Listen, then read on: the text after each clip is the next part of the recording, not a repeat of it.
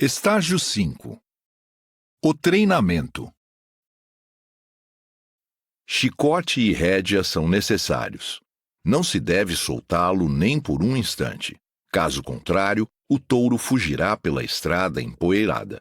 Todavia, quando bem domado, torna-se paciente e dócil, seguindo o pastor voluntariamente, mesmo sem rédeas ou cordas. Ufa! O pior já passou. Mas a expressão orai e vigiai não deve ser negligenciada.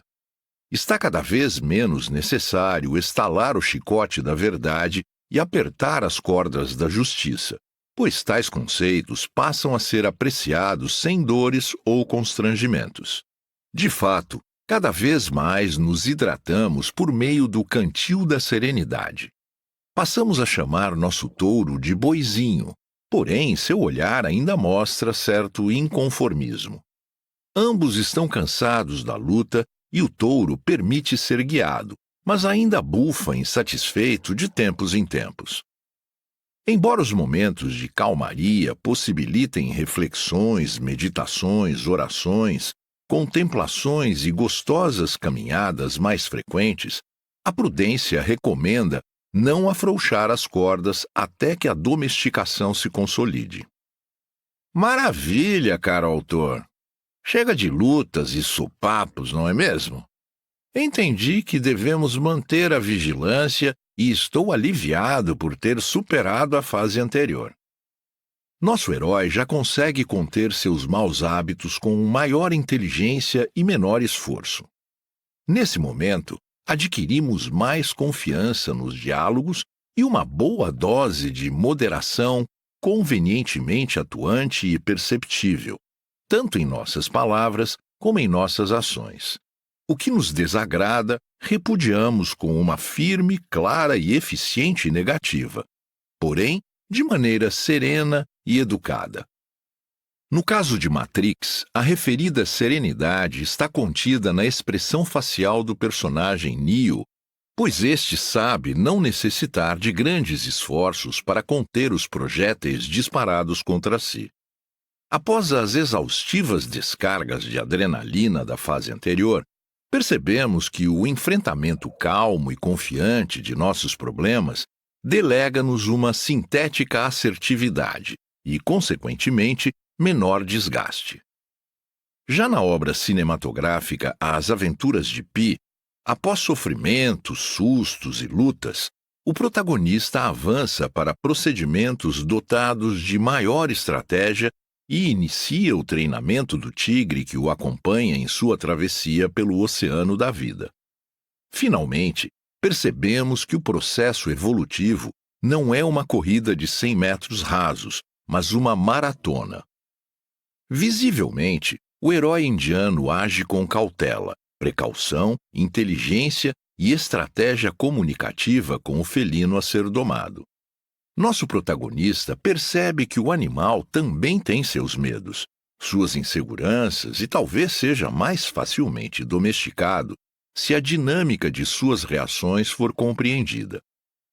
O final dessa intrigante etapa é marcado pela compreensão de que os sopapos e toda a pancadaria anterior tornaram-se dispensáveis e o papo, comunicação assertiva e serena, deve ser iniciado e protagonizado pelo mais evoluído, empregando-se de uma linguagem acessível para não aterrorizar ou assustar os educandos entourecidos.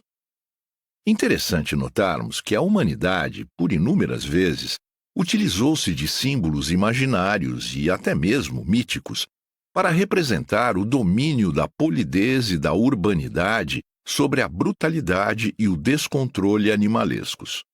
Curiosamente, algumas dessas representações usam o elemento feminino como agente dominador da força bruta. No tarô, a carta correspondente ao arcano 8, a força, traz a imagem de uma jovem mulher que doma um leão, fitando-o com doçura e acariciando-o. Nesse caso, estamos diante da simbologia do controle de nossa animalidade pelas virtudes da gentileza, da doçura e da sutileza como elementos de acalmia e maior eficiência na domesticação da brutalidade, da impolidez e do descontrole bestificantes.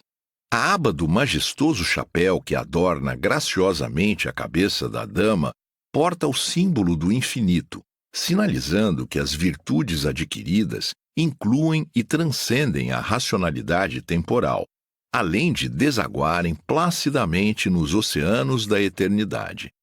Tratam-se de leis naturais e imutáveis, em gloriosa transcendência sobre as soluções efêmeras.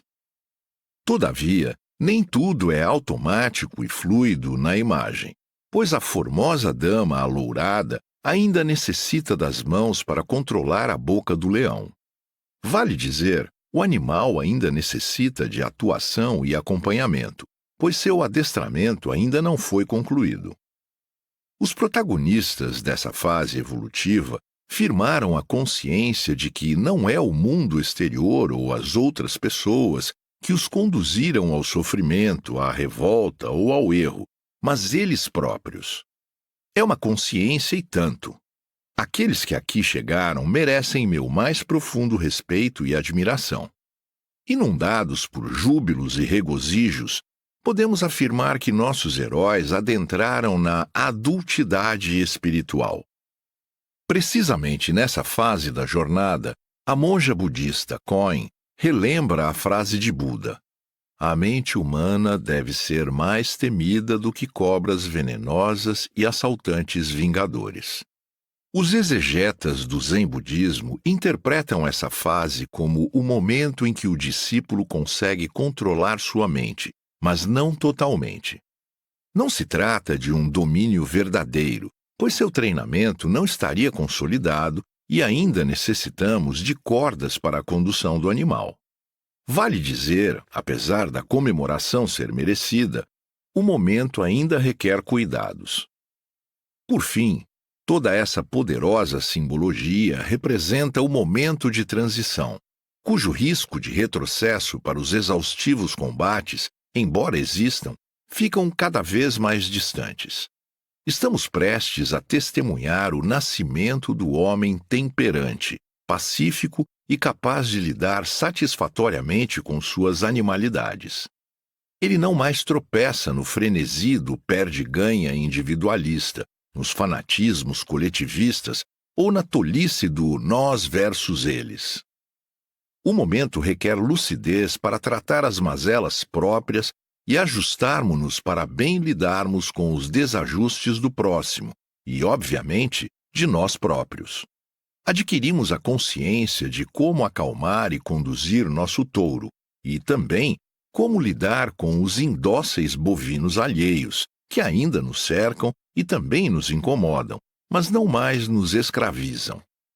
Enfim, compreendemos que podemos e devemos atuar com maior sabedoria no enfrentamento de toda essa manada.